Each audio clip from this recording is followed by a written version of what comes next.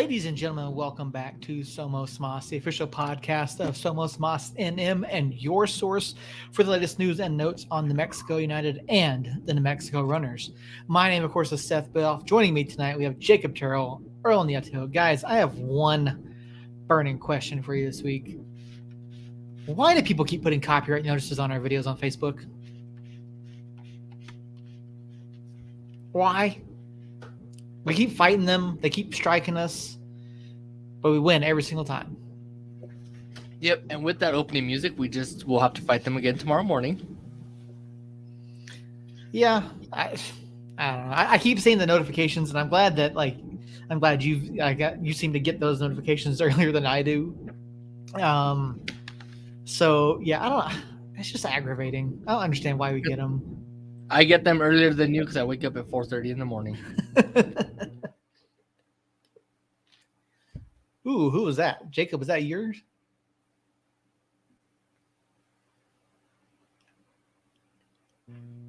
Yeah, I know. I'm muted, so it shouldn't. Oh yeah, it is you. Yeah, I guess I'm some feedback coming from you. Fuzzy feedback, huh? Yeah, Let's a little see bit. here. All right.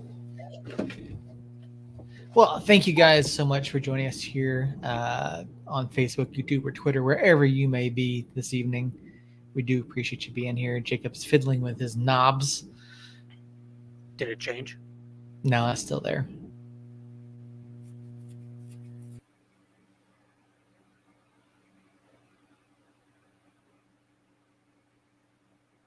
Well, that's one way to lose Jacob. You didn't lose me. I removed myself. Still there? Yeah, it's still there. Interesting. Yeah. I didn't notice it last week, so. Well, So, whoa. wrong button. I have to move my mic and mixer and stuff to work on Mondays for a meeting. And so I just brought it over here. Like, you text me, and I was like, oh, yeah, I need to get on there. And then I looked over, and my box was still at my office. So I was like, oh, crap. Yeah. So I literally ran inside and threw it together. So that could be part of why something's going on. Could be. Harry, So, what's going on? Glad to see you. hey, That's Jacob. why we don't bet on our own team. Hey, Jacob. Yes. No matter how still you've ever been, he's been stiller.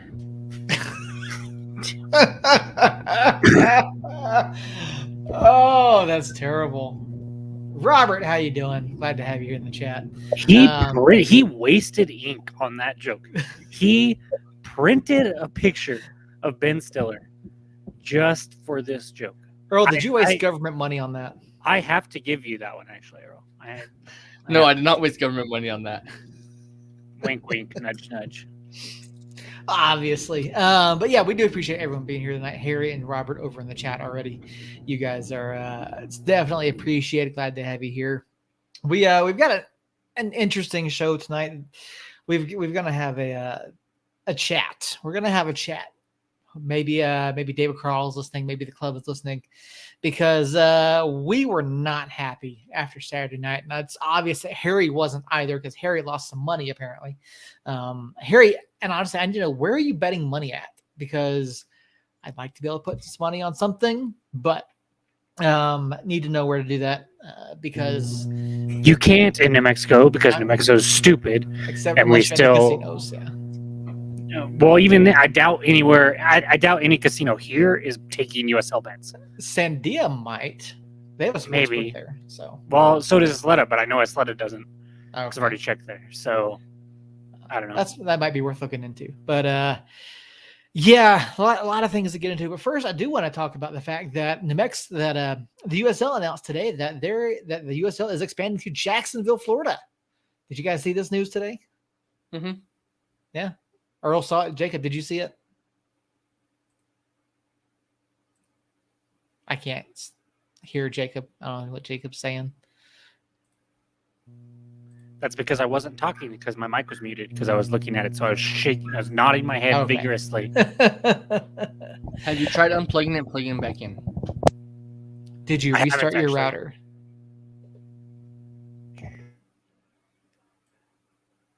All right. So while Jacob is doing that, yeah, the USL Championship did announce that the league is expanding to Jacksonville, Florida, and a new group apparently is still there. Damn it. Yeah.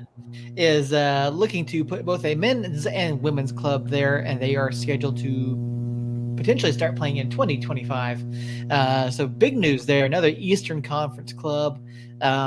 I think this is fantastic. I have family over the Jacksonville area. Hopefully this will get them into soccer a little bit more. And yes, Harry, let's do that. Absolutely.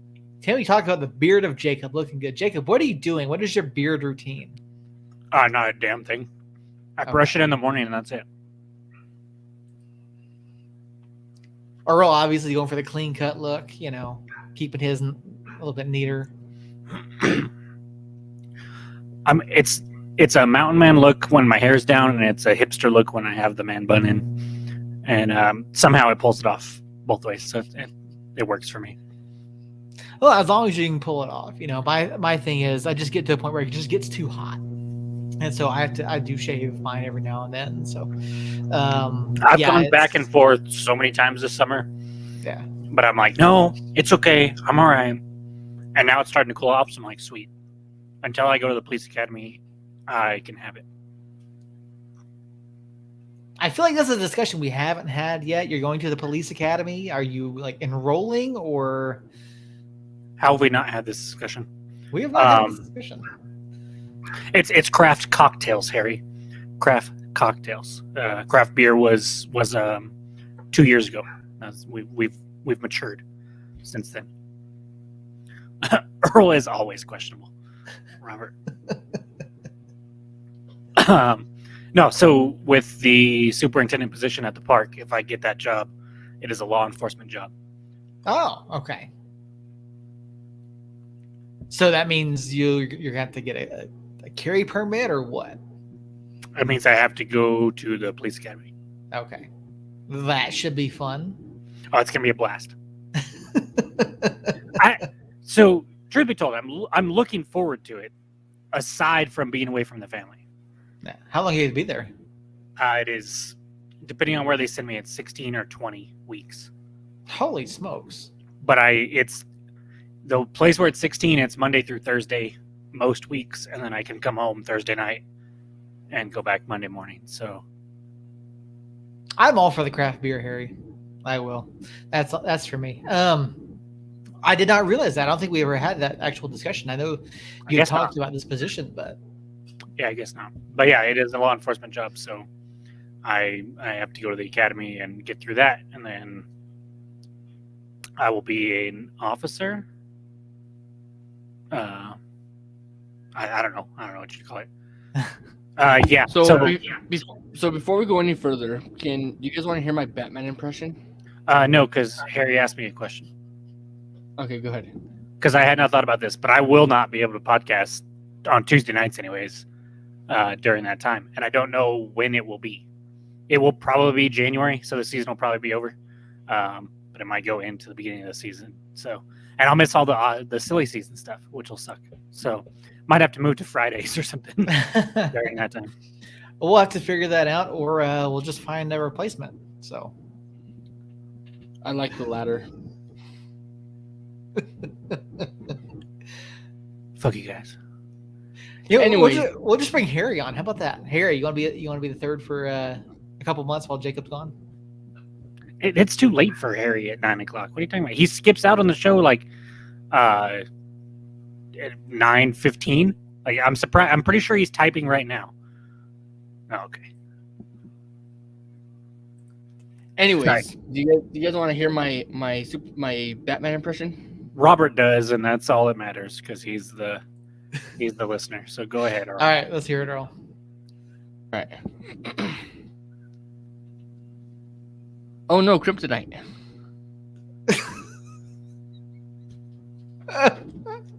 That's what you wanted to hear, Robert. That was what you wanted to hear. Just to let you know, Robert.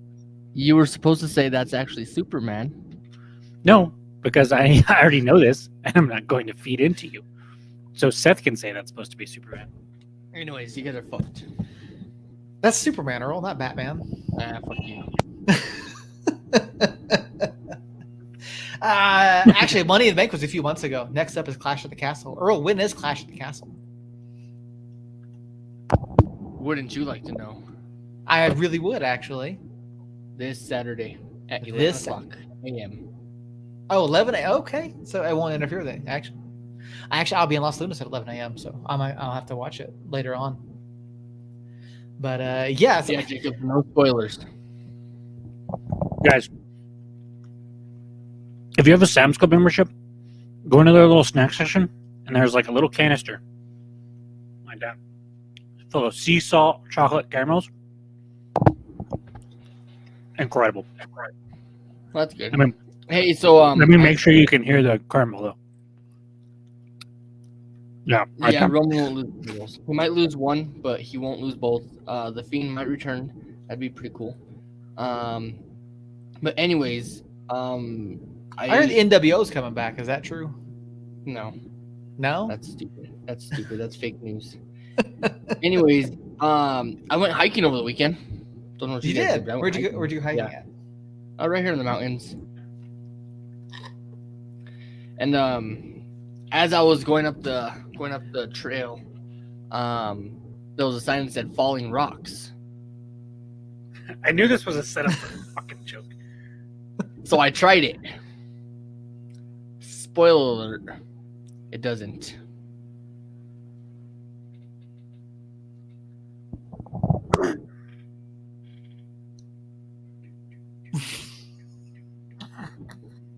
Alrighty then. Oh, this perfectly describes Jacob right here. Jacob eats samples at Sam's for lunch. No, actually, I hate samples at Sam's. I'm just not a sample guy at all. The kids, however, the kids are very much samples. Now this is a curious statement. What is wrong with the samples at Sam's? Nothing. I'm just not a sample guy. Like I just Okay. like where no matter where we are, if somebody offers me a free sample, I'm not the guy that's like, yeah, I'll take one. I'm just like, nah, I'm good. I'm not here to eat. I'm here to shop and get the hell out of here most of the time. Okay. I mean, I don't know. I don't Unless it's something that I'm like, ooh, that looks really good, then I might try it. But like they were giving out like samples of sparkling flavored water the other day, and I was like, yeah, that's no. nonsense. I've had that before. It's fine. Why would you even bother with that? I think that's true. I think Harry makes a fair point here. Post-COVID, don't sample as much as they used to. I don't think they have the sample stations set up anywhere near as much as they used to either. God, this is such an old man podcast right now. Talking about sampling at Sam's Club. Well, I mean, I am now a special teams coordinator, so yeah.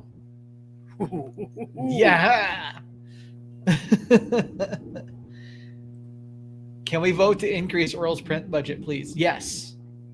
We'll give him 5 extra cents. Yeah, the bad part about that comment is we all do this for free, so there's no budget. So in terms of money, there's none. No, Robert's really team me. He just doesn't want to admit it yet. Once Earl starts talking about soccer, he'll switch. Speaking of soccer, we do actually have some real discussion to get to tonight, and it's not going to be pretty, guys. This weekend, New Mexico United went hold on. Before we go on, I need to tell you guys something. Oh, yeah. Is this the announcement that we didn't talk about last week? No, Actually, you're giving Earl way too much credit to actually think he's going to be serious for once right now. No, it's another joke. I can almost guarantee it. So the other day, my wife told me to stop making camera puns. I fucking hate this already. I was taken aback, so I told her to that she needed to develop a sense of humor and stop with the negatives. That must have really ticked her off because she was gone in a flash. I feel like Earl's been surfing like dad joke internet or something. No, this is just Earl. This is what Earl surfs is just joke. Oh, Earl has angered the masses. Oh no, he's angered Harry and us. Robert's eating it up still. Robert's fantastic. Oh, just the dynamics of the responses here is just fantastic. I love it. You guys are awesome. But yeah, speaking of soccer Saturday, New Mexico United did go up to Colorado Springs over the weekend to take on the Colorado Springs Switchbacks and lost by a final of 1-0. But God, it felt worse than that. Like, this was a match that we didn't. I wouldn't say it was a must-win scenario, but it was a match that you definitely did not want to walk away with 1 or 0 points out of. I mean, obviously, one would have been better in a lot of senses, but I don't get it. The United went up there and just came out and did put a big fat nothing burger on the screen on the pitch. And I even tweeted from their ESPN Radio 117, the team account. I said, New Mexico United had absolutely nothing of note in that match to talk about. And I felt like that was absolutely on point for what we saw Saturday evening. Did you guys get to watch live, or did you have to watch it after the fact? And if so, I mean, no matter when you watched it, what was your initial takeaway? Earl, let's start with you.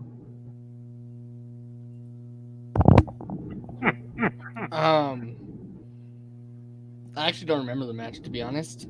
I do remember us not playing well, and that's about as far as I went. Okay, because you had some interesting takes on Saturday, and we'll get into those here in just a little bit. Jacob, what was your initial reaction to what you saw Saturday evening? Oh man, where do I begin? Let's see. Haji Berry is inevitable. I thought the defense was actually pretty solid, other than that one play. And then Galena had a couple good looks that he shot to the moon, as Earl would say. But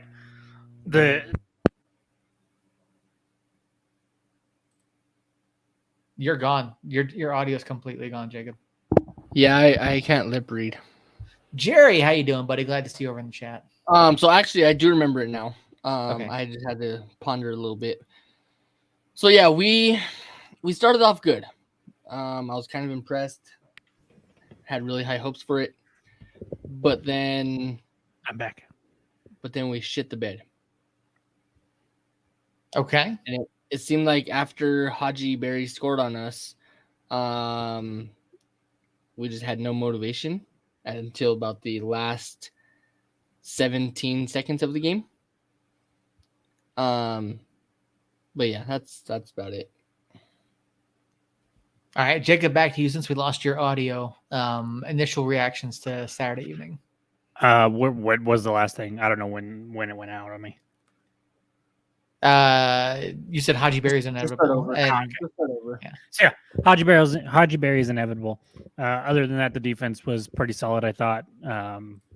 They gave up a couple looks by Galena that he just skied over the bar for whatever reason, which is kind of what he does, honestly. So, and then what killed me, and I heard Earl a little bit there at the tail end, was there was just no urgency whatsoever. There was no want to go forward at all during the whole match. I mean, it just didn't seem like we cared to score whatsoever. Even once we went down a goal, there was just nothing there. That Colorado was beating us to every loose ball, every second ball. They just wanted it more. And for our defense to hold up the way that it did, I mean, Tambakis stood on his head early there, and that kind of kept us in it. But without him and a couple plays by the back line, it could have got ugly just because their offense just wasn't there. Yeah, offensively, we were just stuck.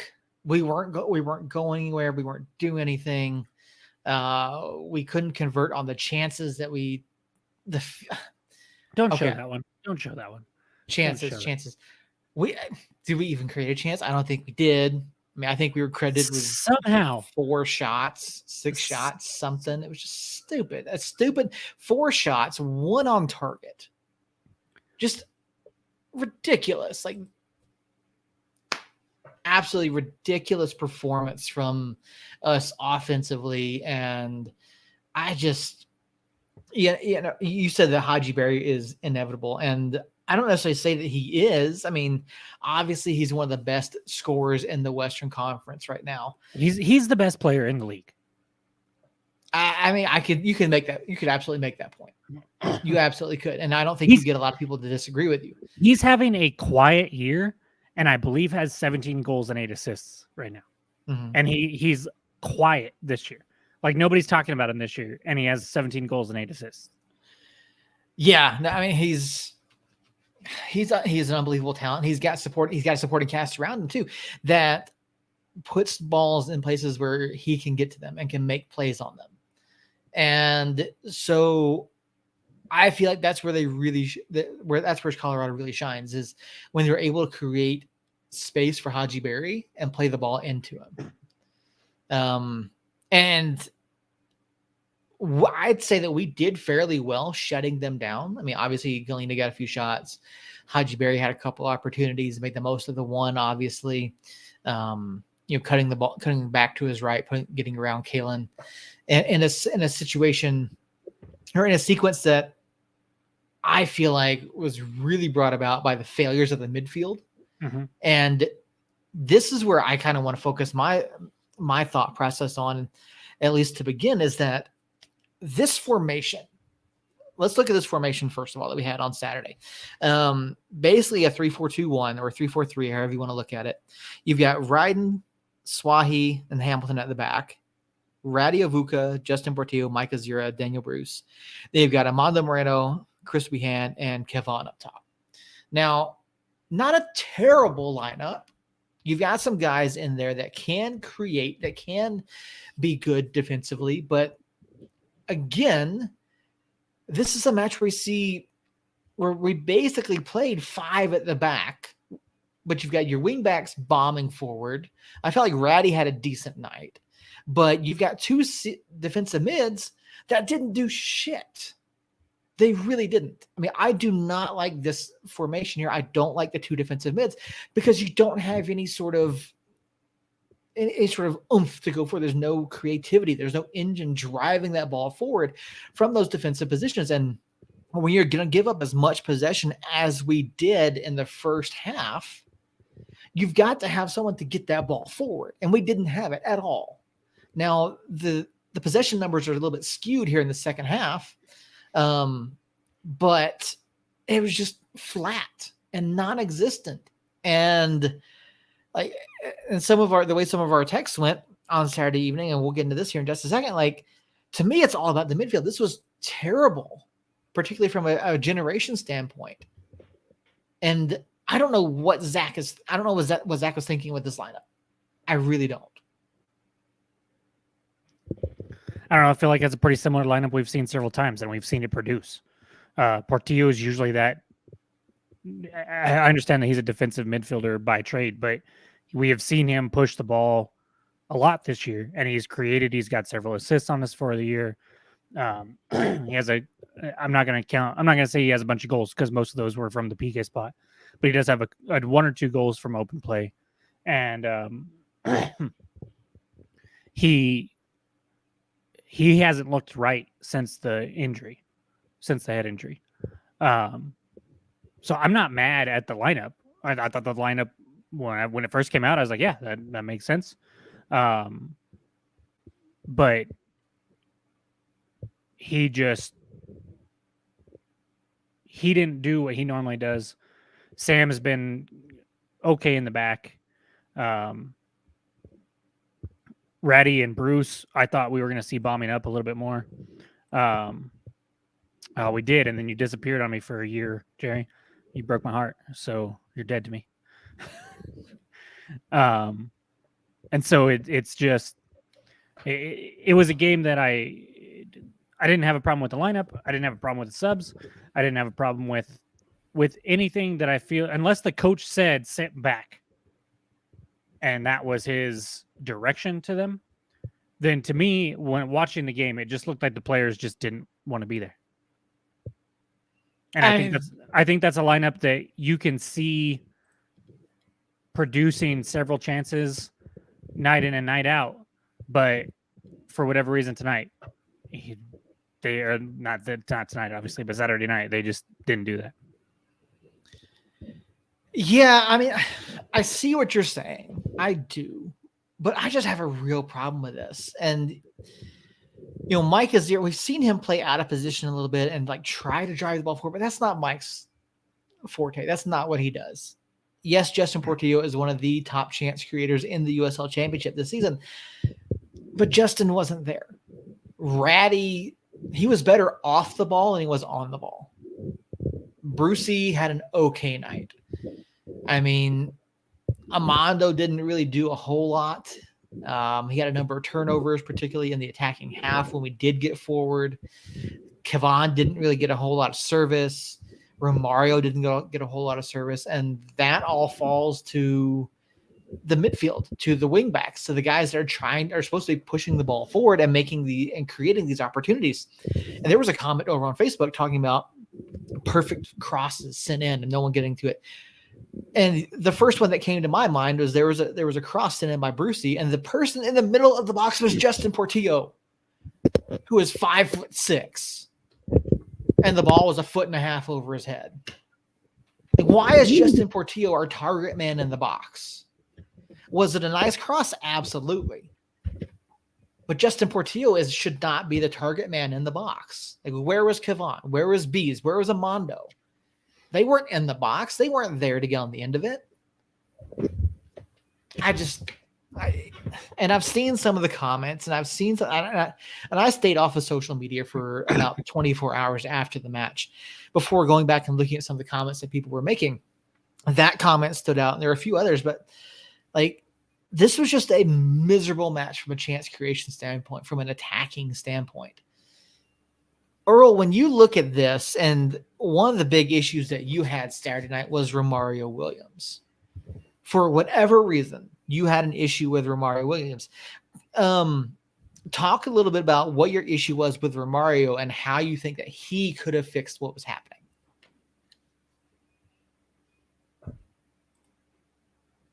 Real quick before we do that, Jerry, I'll have you know I am currently coaching a youth football team, and I am working my way up the ranks.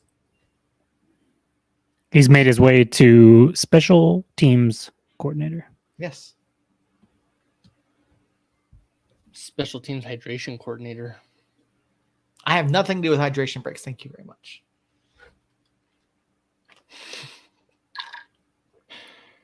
No, I will not be a good head coach, Robert. As much as you want that. But I would be good on the radio. Oh, segue. Speaking of, Earl, before you get to the answer to your question, Earl had an announcement that we didn't give out last week. And since you guys are here in the chat, you think you guys would love to hear it. Earl has picked up a new gig that he's going to be doing. Earl, share the details. So, a couple weeks ago, I was asked by a friend of mine, not these two yahoos up here, this guy and this guy. Yeah, I know. He has other friends. Surprised me too.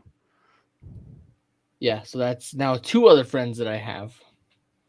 One of which is not doing too good, and the other one is doing all right. Anyways, one of my friends, he gave me a call and said, "Hey, man, I know you do a podcast for United. How would you like to hop on the radio and do color commentary with me for Moriarty High School?" So obviously I took that. Yeah, so congratulations to Earl. He's going to be heard on what radio station is it, Earl? 102 something? 102.1 KENM. There you go. And you signed a contract with them. You're going to be taking care of Moriarty and Estancia. Primarily focusing on Moriarty. I was actually in Albuquerque on Saturday calling the game for Moriarty against Albuquerque Academy. Oh, how did that go? It went good for me. Yeah. Because I wasn't the one losing. Always better when you're not the one losing. So congratulations to Earl. Big step up from our rinky-dink little podcast here. And no, Robert, it's gonna start off with the 2 high school football teams, and then it's gonna move on into the boys and girls soccer teams, and then move on to basketball, and then see where it goes from there. But as of right now, I'm only on a 15-game contract, and I've already used 2 of them. So is that can that be streamed online anywhere, or is that solely on Just on the radio? Just on the radio. Okay. Well, there you go. I'm talking to them to try to get it online. That'd be fun. Yeah. Become Troy Aikman. I say that because he's pretty garbage at doing commentary. I thought you were gonna say like Colin Cowherd or something. No, Troy Aikman. Just because he kind of sucks. Well, I mean, you'll certainly never be a Tony Romo. So that's for sure. No, I tried. I definitely tried. Yeah. And I called a run up the right, and it wound up to be a pass. Well, reading offenses is tough, Earl. Yeah, I know. So back to Saturday night, Earl. Your issue with Romario Williams. How would Romario have fixed that if it was up to you? I mean, Romario could be more active in the attack. I mean, he camps out in the box, and then hopes the ball goes to him. Doesn't really move around that much, and Jacob's officially lost. But yeah, that's where it starts. I mean, if Romario gets more active, gets out of the box and away from 2 people defending him, then yeah, he could possibly be good. But what was it, 5 times? He went number of touches. He had 6 touches according to USL Championship. So in the 6 touches he had, he skyrocketed and sent moonshots on about 3 of them. So yeah, I said it in the text, and I still believe it until he proves me wrong. I firmly believe, and this will piss Jacob off, firmly believe that Romario right now is one of the busts on the team. And I did say one of the busts because there's definitely more than one.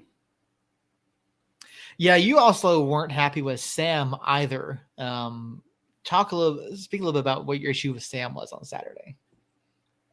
Sam, the past few games, has played subpar. And I use that very, very loosely. He gets beat all the time, turns the ball over all the time. His pace is not there, so us attacking the ball and attacking the opposing goalie or goalkeeper does not work out, because by the time Sam gets up there, the ball's already turned over or saved by the keeper, and then he has to run all the way back and try to get his win back and just try all over again just to turn it over. So yeah, that's just where I'm at with Sam. Do I think he could be a good player? Absolutely. But from what he's shown so far, it's definitely not impressed me at all. Harry, to address your point there, I can't speak for the other 2, but I just came from football practice, so yeah, that's why I don't have my United gear on. Jacob, looking at Saturday, I mean, and Earl's comments on Romario and Sam, what was your take on those 2 players, and was there anyone else that stood out to you as having a subpar evening? I will not comment on Romario.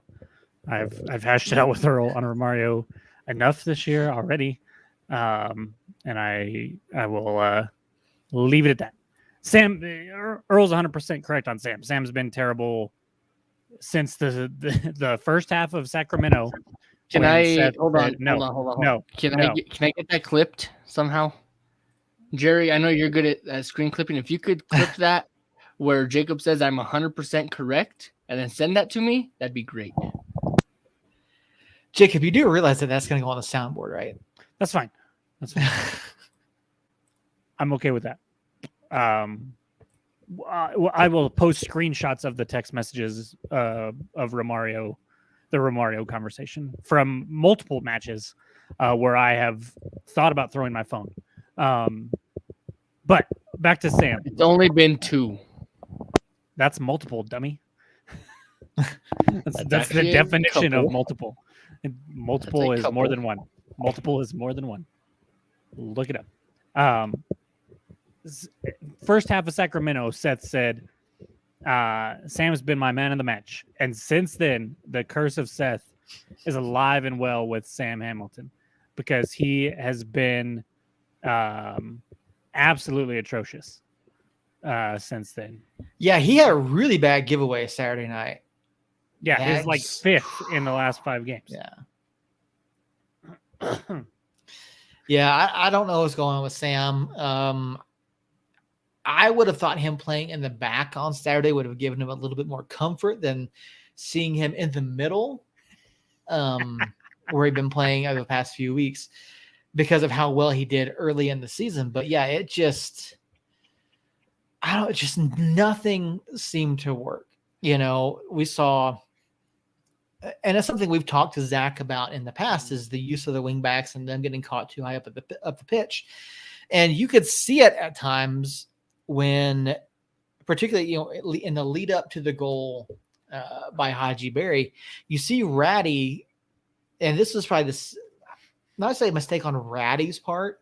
I feel like it was a miscommunication or an error more so on the midfield, particularly Sam or Mike, or not Sam. I'm sorry, Justin or Mike, because you see Ratty come up to just past or right around the midfield line, and starts running across towards the center of the pitch, and neither of the defensive mids step up. They just kind of sit back, don't do anything, and they allow so much room for that ball and so much time for that ball to pass forward up to Haji Berry. But that was the second time in a matter of minutes that Ratty overcommitted to a play.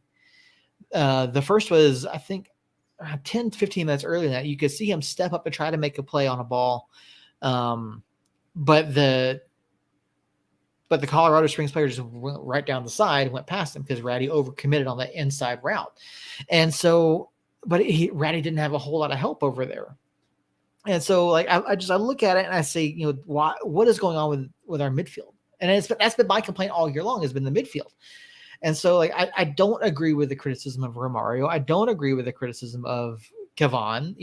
Like, if they're not getting the chances, if they're not getting the distribution, if they're not getting those opportunities from the midfield or from the wingbacks, they're not going to be able to create. And there's only so much you can do. You don't want Romario dropping back to midfield and then having to bomb 30, 40 yards up the pitch. That's not Romario's game. That's not going to work for him. But he also wasn't just stationary in the box on Saturday. So I don't agree with the criticisms there, but I will absolutely criticize the midfield. I will criticize Sam. I will criticize Zach for the team sheet.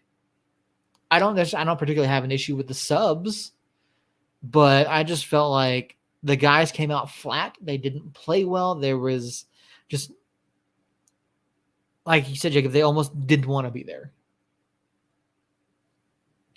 Yeah, I don't know how, like, I don't understand your umbrage with the team sheet, to be completely honest. But I looked it up because I was curious. Because I know we've seen that Portillo-Azira pairing a couple times this year. One of them happened to be against Red Bulls, which was a game that we were furious about. But it did not lack chances. It was our highest XG on the season, over 3. And if you look at the team sheet, it's pretty similar to what we had now, except for, I mean, it's a little different formation technically, but it's still 3 at the back with 2 wing backs, 2 midfielders, 2 to 3 midfielders, and I think that one had 3 midfielders, 3 center mids anyways, and then 2 up top instead of the 3 up top that we saw. Well, Mike didn't play particularly well in that match either, and I was questioning there, like, why was he pushing so high up the pitch? Because that's not what he typically does. Right. And but if you're looking at results, watching that Red Bulls game, we had chances at the wazoo. The problem wasn't chances. The problem was finishing. And that wasn't the problem today. The problem was urgency and chance creation, which honestly hasn't really been a problem much of the year. The chances have been there the majority of the year, aside from 2 games where we basically just got our asses kicked. So the team sheet to me was fine. It was the players on the pitch just didn't want to be there.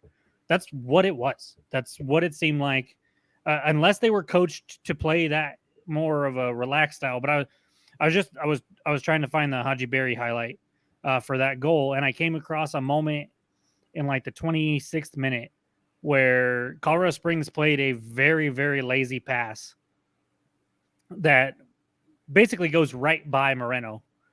And Moreno takes like 2 quick steps like he's going to cut it off. And then he just stops and watches the ball go past him and then watches play progress into the offensive third for Colorado Springs. And Moreno just stands there.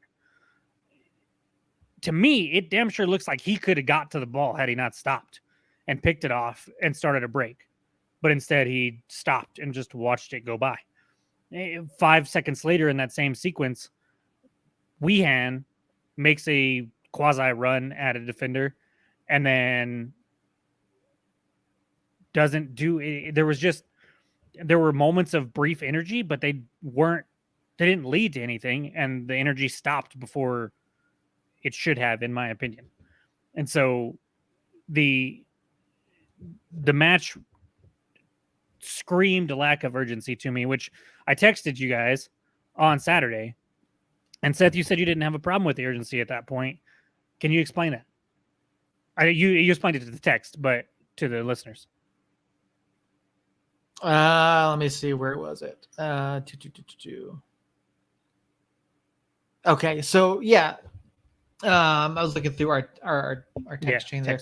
Let's see. I'm not concerned about the urgency yet. We're sitting back, and that's kind of what we were. Like, we were sitting back. We were trying to absorb some of that pressure because we knew that Colorado was going to come in and try to attack. And so by doing that, we talked about already, like, defensively, we played pretty well.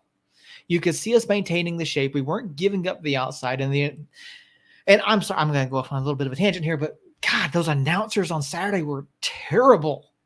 I'm sorry. Those guys were almost as bad as the Detroit City announcers. Like they were just terrible. And they kept talking about how Colorado Springs was going to take advantage of United in the wide areas and all this nonsense. But they didn't. Colorado didn't. United's back 3 and turning to that back 5 played well. They didn't give up the outside space. They didn't allow a ton of areas. The center 3 stayed pretty well in place. You know, they made the reads. They played defensively. They did well. And so the idea there was that we're going to sit back. We're going to absorb some of that pressure, take the ball off of them. You know, after that, when Colorado is unable to, move the ball around or make some mistake, and then we're going to try to go forward. And I felt like we were playing conservatively going forward, very conservatively. And so I felt like that was a byproduct of those 2 defensive mids. As good as Justin is at chance creation, I felt like we didn't have the engines going forward. We didn't have someone in the middle of the pitch pushing the ball forward. Bees wasn't doing it. You could see him trying to drop back here and there, but Bees wasn't being successful at it. Moreno wasn't dropping back to try to push the ball forward. We didn't have Nava. We didn't have, some other guys who were out at this time. And so that's why I didn't have a problem with the urgency, because we were playing a conservative play style to try to, take the ball off the counter and then work it forward. That's why I didn't have an issue with it. But there was no urgency going forward. We talked about and there wasn't going to be.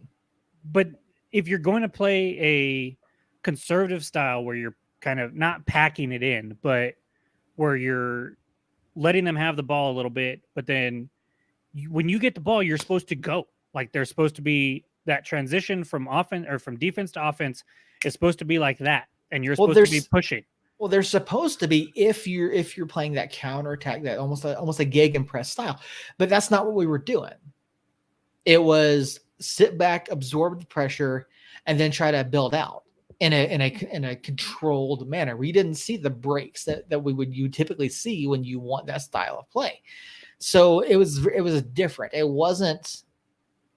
I think the more I think about it, the more I think that Zach was trying to just control it and slow it down to take away the pace aspect that Colorado Springs loves, but that doesn't work for us. Well, no, it Colorado Springs loves it, but look at their last 6 games before ours. No, or I before know. the Tampa Bay one. And those teams didn't just build out of the back. That's not what they did. Right. And they got plenty of goals. It was, whether it was the game plan going in or if it was just the players just not showing, they didn't show me that they wanted to play. But if it was the game plan going in, that was a huge mistake, because the game plan going against Colorado Springs should have been playing like Colorado Springs, and that's attack. You can build up. I mean, we build up out of the back quite a bit, but that everything looked discombobulated and off all night. And part of that was, I felt like the passes were bad. I felt like making plays for the second ball just weren't there. We kicked it long a lot of the time, more often than we usually do in the first half, especially, which I thought was kind of strange. I don't know whether it was the game plan or not. We just didn't want to play there. We didn't want to be there. And when it pisses me off because it was a 4th versus 3rd place. You really want to be in 3rd place in this situation, because to me, there's a sizable gap between 5th and 6th in the West. You got us, Sacramento, Colorado Springs in that 3, 4, 5 spot. And then you go to 6 as Vegas, El Paso, Oakland, blah, blah, blah, blah, blah, blah. And so you really want that 3rd spot. This is a chance to go on the road, make a statement against a team that was struggling aside from the Tampa Bay win last week. And you just completely shit the bed. Yeah, no, they absolutely did. Like, this was not what any of us expected going into this match. Like, it just really wasn't. It was a lackluster performance. United did not look good at all. I'm looking through the chalkboard over in USL Championship, and it's unbelievable.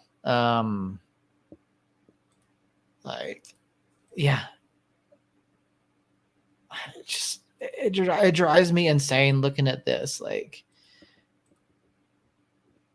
Armando, let's say Armando had 1, 2, 3, 4, 5, 6, 7, 8, 9, 10, 11, maybe 12 touches. Maybe. Let me double check his touch map. But you asked me earlier when Earl was talking about Romario and Sam, if there was anybody else that I thought had a little bit of a rough night, and Mondo was one of them. Mondo, I've been saying it since his first El Salvador match last year before the injury. He has not been playing well. no. And he provided a spark his first couple of matches back. But you start him and expect him to play, 70, 80, 90 minutes. And I think he just pushes too much. And I haven't been impressed with him for a while now. I think there's a good player in there. And I think in the right circumstances with the right people around him, he can be very good, but he hasn't been good. We saw Sergio come in for him, and those two are the same person to me. They have been overhyped. I love Mondo. I'm not as sold on Rivas. I love Mondo, and Mondo has at least shown at times where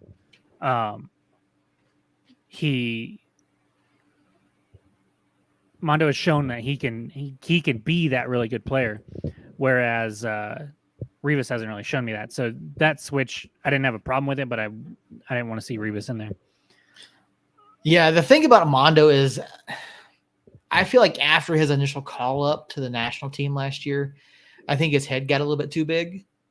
And we talked about it last year. You could see him not being instinctive on the ball. He was taking too many touches. He wasn't making the right reads and trying to do too much. And I feel like he's still trying to do that, but he's also lacking confidence right now. Still coming back from that injury. But here, Craig Buchanan, thank you for joining us. Appreciate you being here. It's not unbelievable. It's predictable these days. I expect to draw every game. See, I disagree slightly because the performance that we saw against Colorado Springs was not predictable. That kind of just no-show offensively, especially with this talent, is just something that we haven't seen a whole lot of this year. For one, maybe the Birmingham match, and maybe what was the other game we lost pretty handily here recently?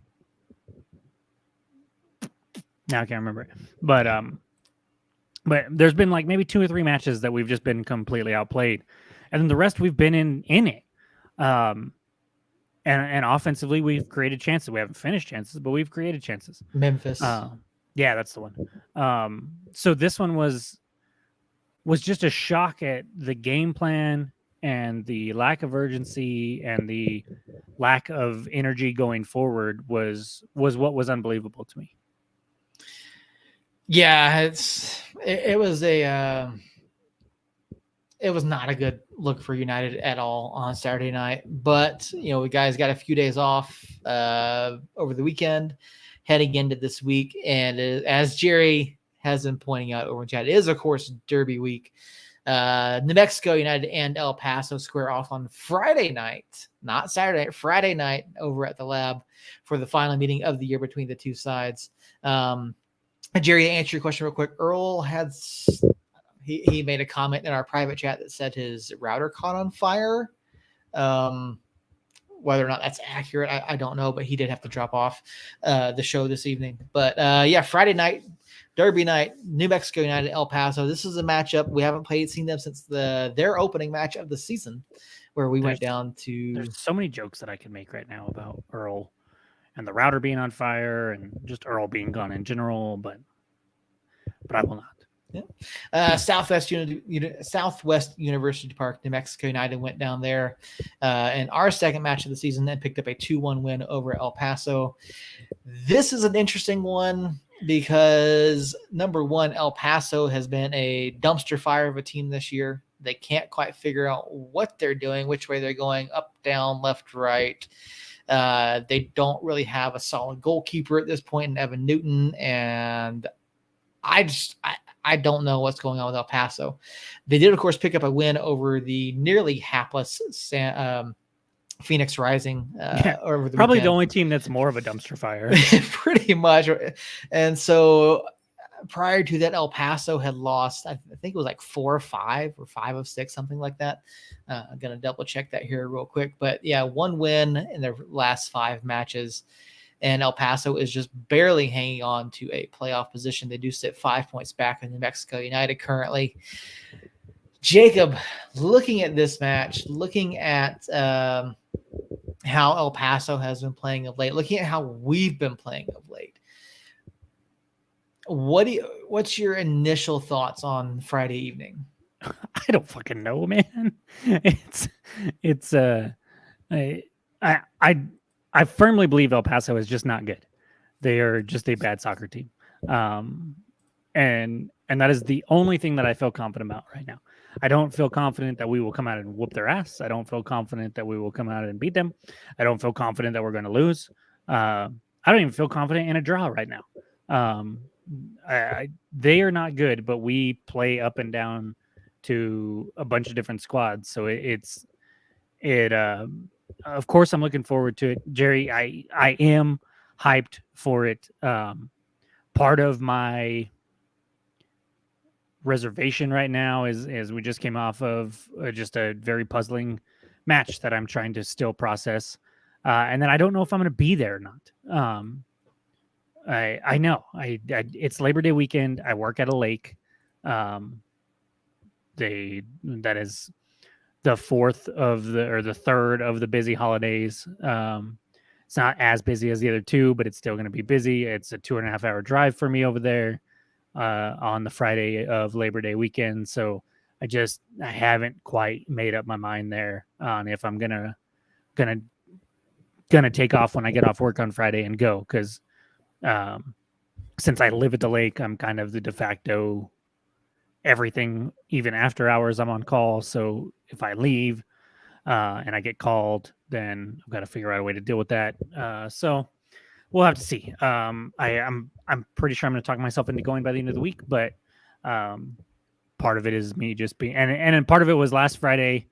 This past Friday, I got off at 4 and booked it to Roswell to pick up couches. And after I left, we had a water leak, and my 2 seasonal employees that work under me had to stay until 10 o'clock to get it fixed, and I wasn't there. So I felt guilty about that. And so I'm just thinking, man, if that happens again, I'm going to feel like crap if I went to a soccer game instead of being there to help the guys fix a water leak. Chances of it happening again aren't necessarily the best, but I'm just kind of about it. So, but I am excited for it. I am looking forward to it. I think that we have a pretty good chance of coming out on top. It's a home game against El Paso, which we've fared well against El Paso at home, typically anyways. And so I feel like if the guys didn't get up for Colorado Springs, maybe it was because of this match. And if they come out flat against this match, I might not watch them again this year. But they don't look ahead. They don't look ahead, right? Right. Said every player of every sport ever, and I've been a player, and I have definitely circled matches against rivals before. Yeah, looking back at the previous 10 matches, El Paso is 2-8-2. We are 3-4-3. So not a whole lot of difference there. We, of course, have picked up a few more points than they have. I'm sorry. Did I say 2-8-2? That's not 10.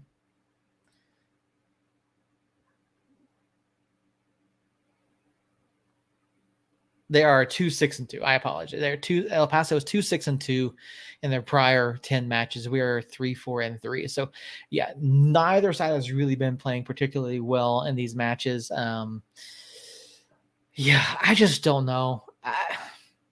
We talked about El Paso earlier in the season. We've talked about them a little bit during their dumpster fire periods. We talked about how they're not good at the back. I still don't think that they are. I don't think that they are good at the back, but we still have trouble scoring. So it's just I would hope against hope that the guys show up on Friday night, the fans come out Saturday night, and that we do have 10, 11, 12,000 people there, because I think that's going to make a huge difference. Now, we've talked about it before. Does the club feel an inordinate amount of pressure to play and win at home?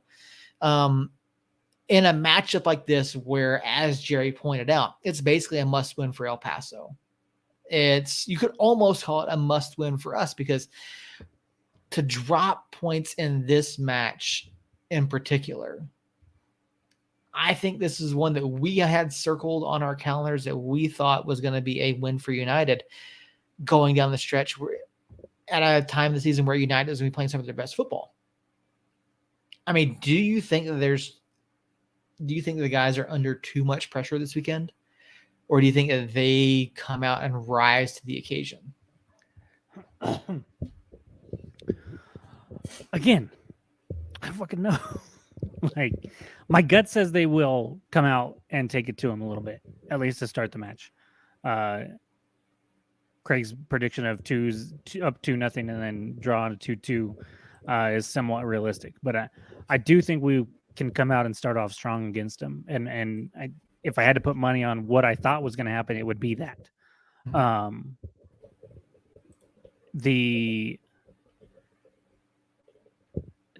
The logic that Jerry's thrown out there, I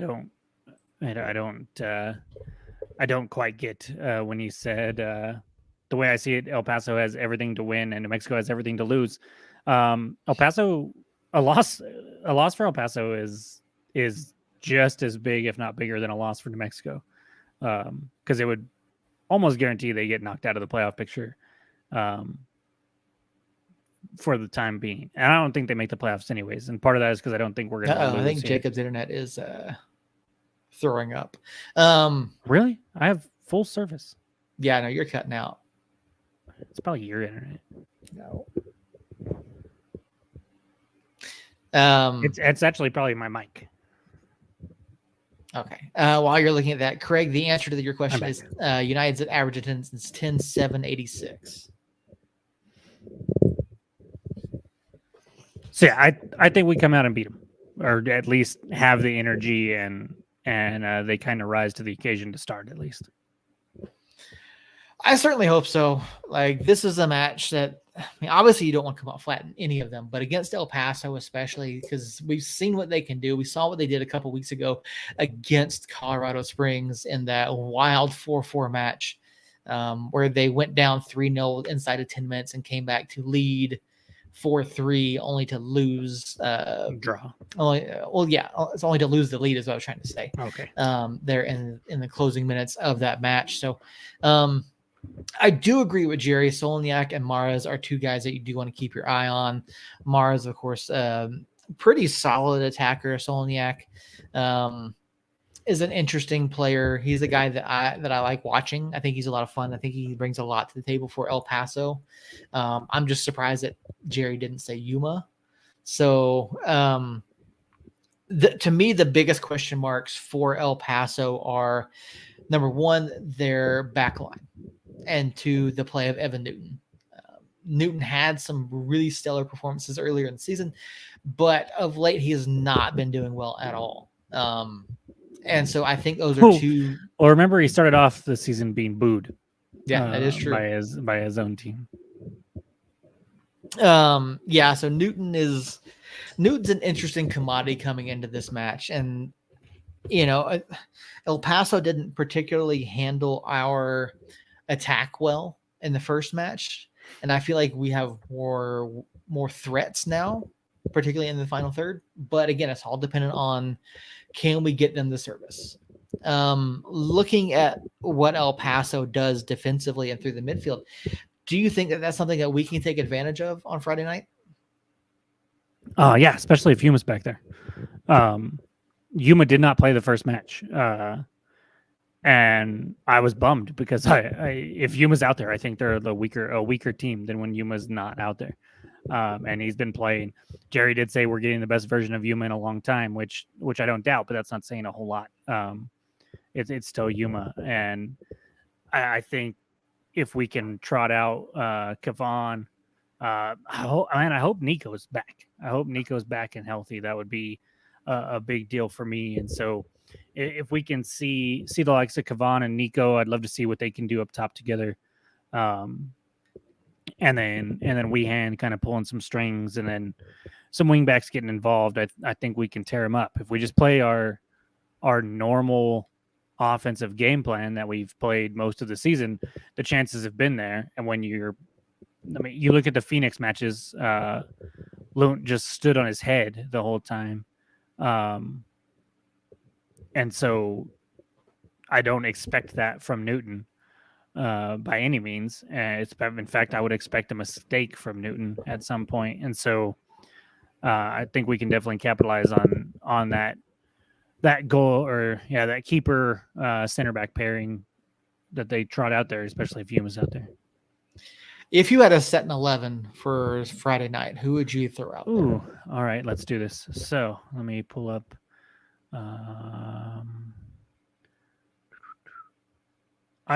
don't know if this is a hot take or not, but I think I'd go to a 4 at the back system. Where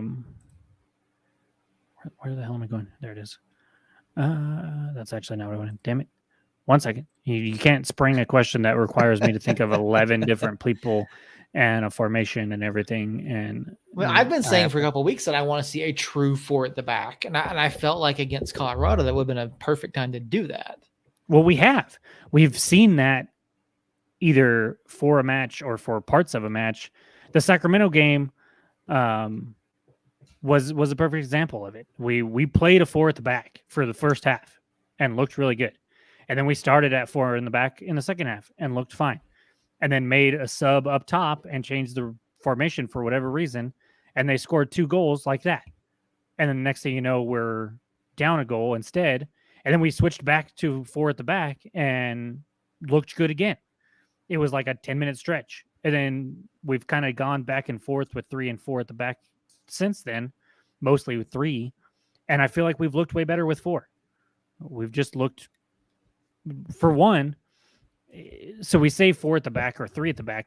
What it really amounts to is 2 at the back or 3 at the back, because when you play with that 4 at the back, you still have like your left back and your right back are usually Suggs and Yearwood or Ratty or Bruce or Swartz, and they're bombing forward. So it might leave us a little more vulnerable defensively, but I think we've got a good enough backline and a good enough goalie that we can do that and not freak out about it. So the Union game is the one I was trying to find. We played a 4 at the back there.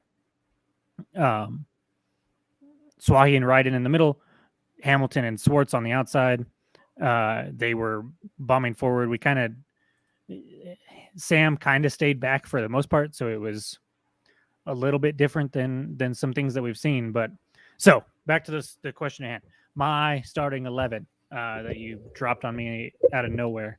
I haven't done this since we did the game last season that destroyed my soul. So I think the formation that we used against Union is what I would like to see. Starting at the back, you got Tambakis, obviously. In front of him, Ryden and Swahi is probably who I would go with, which was who was in that Monterey game. On the outside of them, Suggs, if Suggs is healthy, Suggs, but I'm going to assume he's not. So I'm going to say Ratty, and I'm going to say Swartz. So a backline of Ratty, Swahi, Ryden, Swartz. Midfield, if Seymour's healthy, I'd love to see Seymour in there with Portillo in some fashion. So I assume Suggs wasn't going to be healthy. I'm going to assume Seymour's healthy because he wasn't even on the injury report last 2 weeks. So I'm going to say Seymour, Portillo, and Nava. If not, no, Nava's not going to be there. Never mind. Nava's for sure. More than likely not, yeah. So we'll say Portillo, Seymour, and I kind of like Tabor there. They had him in the starting 11 in Monterey. They're in like a mid-winger, attacking winger spot. So we'll say that. Then Wehan right in front of them, and then Frater and Nico up on top if Nico's healthy. Okay. Yeah, we've got some similarities in ours, and I was figuring mine out while you're talking. Provided people are healthy, what I want to see Yearwood, Seymour, Rosh across the back. I want to see Harry out on the left. So this is going to basically a 3-4-1-2. Screw the wing backs. I don't want to see wing backs. Okay. I don't want to see it. I want to see Harry. That's been like our main identity for 4 years now. Yeah, I know. But I don't want to see it. I want to see Harry playing a left mid, left wing type of position. Okay. I want to see Portillo as a left center mid. Nava, provided he's healthy, right center mid. Although I think it's more than likely we're gonna see see Sergio in there, provided again healthy. You got 2 guys that are gonna be able to push the ball forward. You got chances they're gonna have created. Preston out on the right, right wing, right mid. Someone playing up high, pace out on the sides. You got guys that can deliver the ball into the box. Preston also gives you the ability to drive towards the center of the pitch and create some chances there. Bees as a cam, and then they give Bees the freedom to be a 10, be an 8. Have him just play. And then up top, Nico and Kev. I think that gives a ton of pace that El Paso can't deal with. It gives you a ton of chance creation. You've got guys in Justin and Sergio that can track back and play well defensively. Obviously, you're going to leave up those wider areas at the back, but we've proven that we can deal with that. And we've seen the back 3 of Yearwood, Seymour, and Rosh, or even put Swahi in there on the right. Rosh or Swahi. I think I'd rather take Swahi, but I think Rosh is good because those guys played well in that first stretch of 7-8 matches before Kalen came back. So that's what I would love to see. Screw the wing backs, put some guys that can go both ways, play box to box, put some pressure on the wings. I don't think El Paso could handle it with that much pressure that you have going forward. But you've got to play aggressively. You can't necessarily just sit back. I would, don't push your center backs too high up. Let them sit right around the midfield. That way they have room to get back. Don't push them up into the attacking half unless it's like a set piece. Just let them sit back and take those opportunities. And that also gives us speed at the back. I mean, Austin's got pace. Will's got some pace. Rosh has got some pace, and Alexi. I think Alexi has more pace than Rosh does. But Rosh has shown the ability to get back and cover guys, which takes care of what Jerry just said: fast defense, secure Solniak, Mares, Gomez, and Cristiano. Yeah. Nico and Christian have both been out with injury. Christian got hurt against Monterrey, correct? Mm-hmm. Yeah, against Monterrey, and Nico has missed the last 2 matches. So, as far as we know, they are not long-term injuries. We believe Christian Nava had a sprain on his ankle. We don't have a definite answer on that. We don't know what Nico's injury is. So, yeah, I don't know. That's what I want to see against the El Paso side that struggled at the back. We don't know, Jerry. We honestly don't know. There's a press conference tomorrow. I'm going to try to make that. I don't have any guarantees because I do have a actual meeting at my 9 to 5 during that time. So hopefully we'll get some answers tomorrow on that. Otherwise we won't know until late Thursday what the expectation is. So, yeah, I want to see the guys come out and full of energy. I want to see the lab packed Friday night. I want to see them. I just want to see that place rocking and giving El Paso hell. And hopefully the guys can draw from that and step up in a rivalry match and take care of business. We've already beat them once this season. There's no reason we can't do it again. So that being said, what's your prediction for Friday night?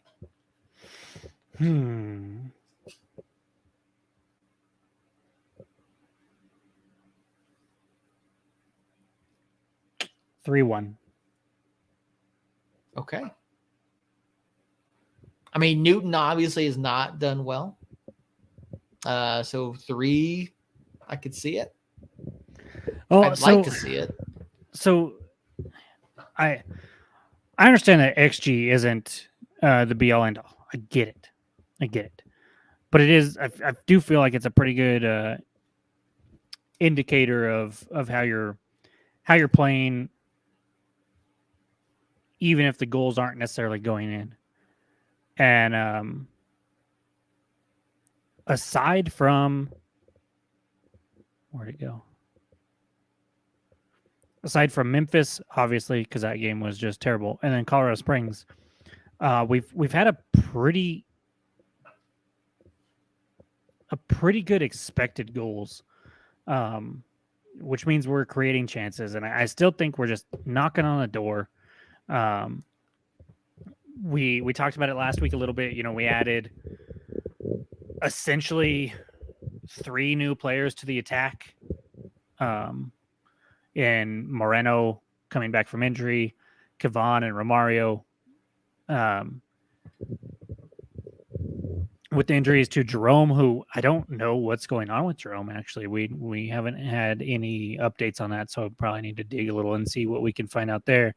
But Jerome and Nico, who started the majority of our matches for a long time there, with them both being out, it's kind of forced us to go to the new guys, and I'm just not sure they're quite ready. I mean, Kavan was a week after he got announced. He was in the lineup on the bench anyways, and then he started the next week and he has started every match since then out of necessity. And I think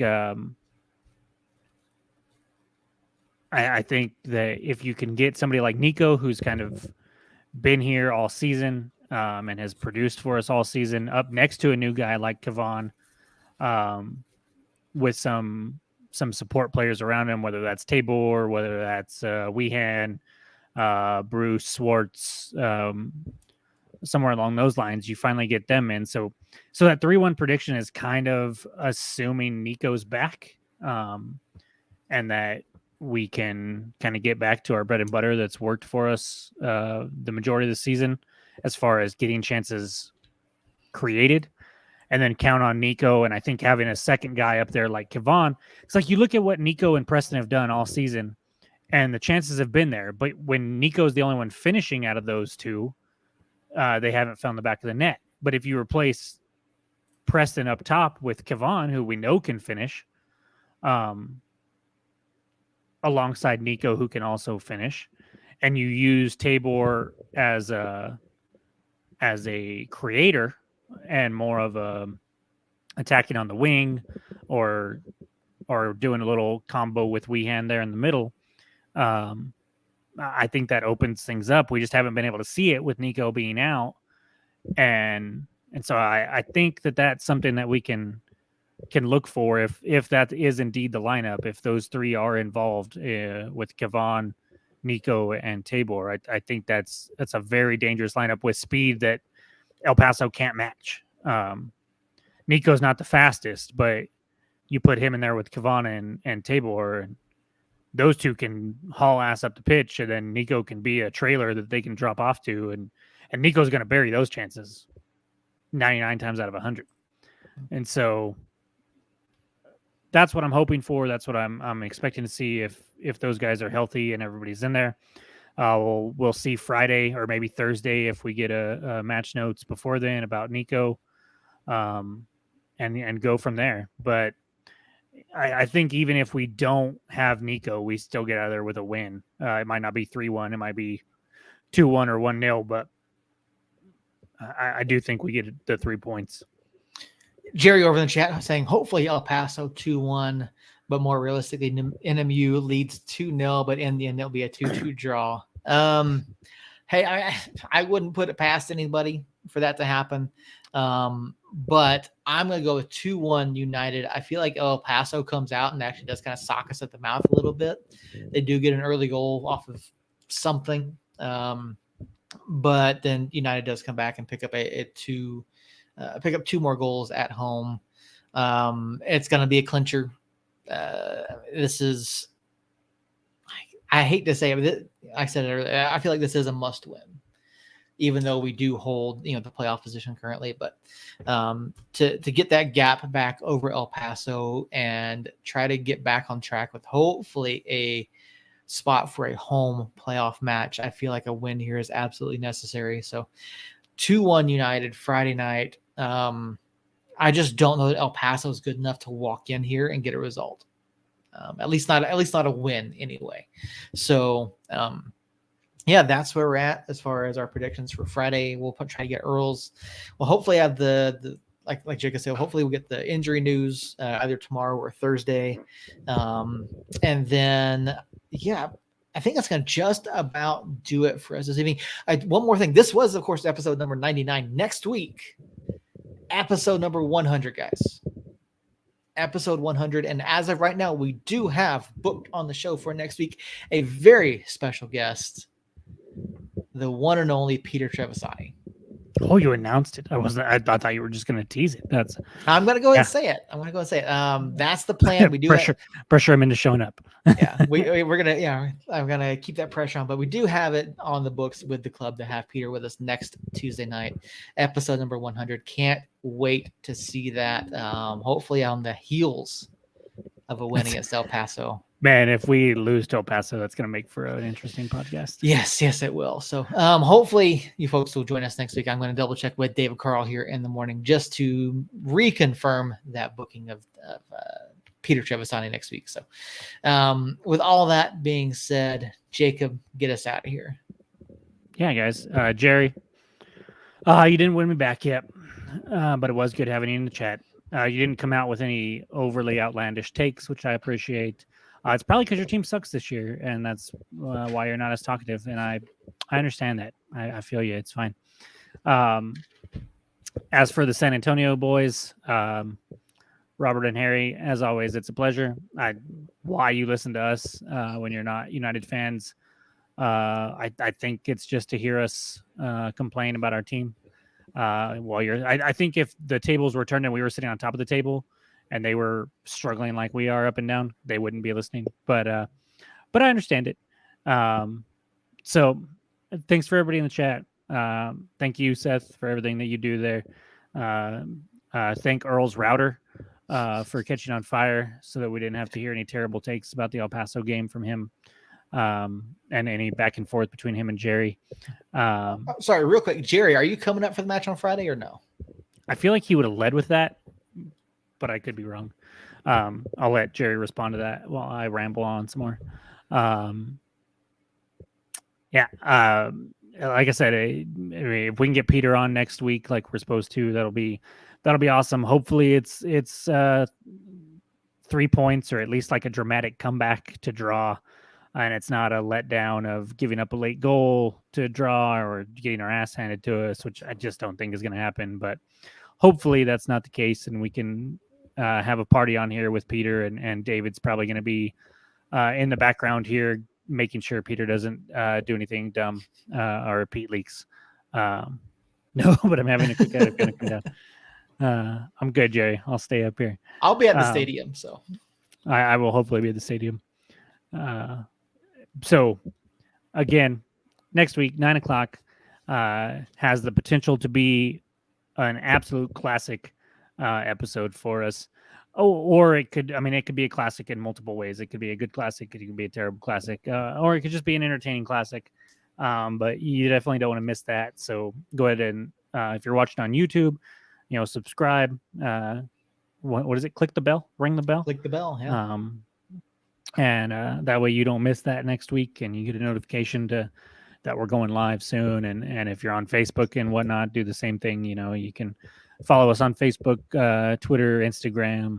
Go ahead and subscribe on YouTube, and you can get this every week for free. Every week for free.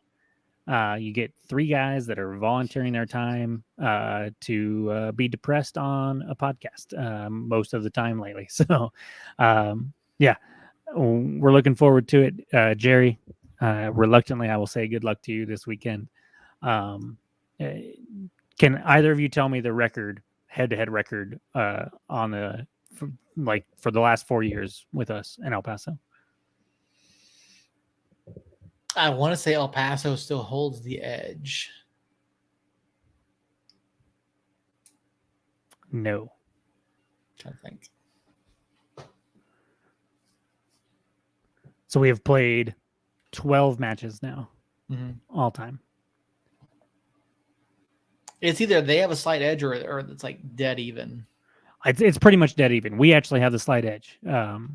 With the win earlier this season, we have 3 wins to their 2 wins, and then 7 draws, which I believe the USL or United, because I got those numbers off of United's media guide or media. What's the word I'm looking for? The match notes. Thank you. For the first game, we were 2-2-7 going into that, and I think they count the playoff game as a draw because it was technically tied after everything was said and done and went to penalties. So if you change that to a win for El Paso, since they did move on, then it would be 3-3-6 instead of 3-2-7. So, but as far as I'm concerned, we hold the edge at 3-2-7, and hopefully we can push that to 4-2-7 after Friday night. So tune in next week, guys. Like I mentioned, whatever happens, we will be here. Hopefully, unless it's just absolutely terrible, then we all might be sick that day. But no, tune in next week. Watch the game Friday, not Saturday, but Friday at 7 o'clock, September 2nd. You can catch it on ESPN Plus, or if you're in New Mexico or even El Paso, who cares? Come up to the lab and go to that match. It's going to be electric in there for sure.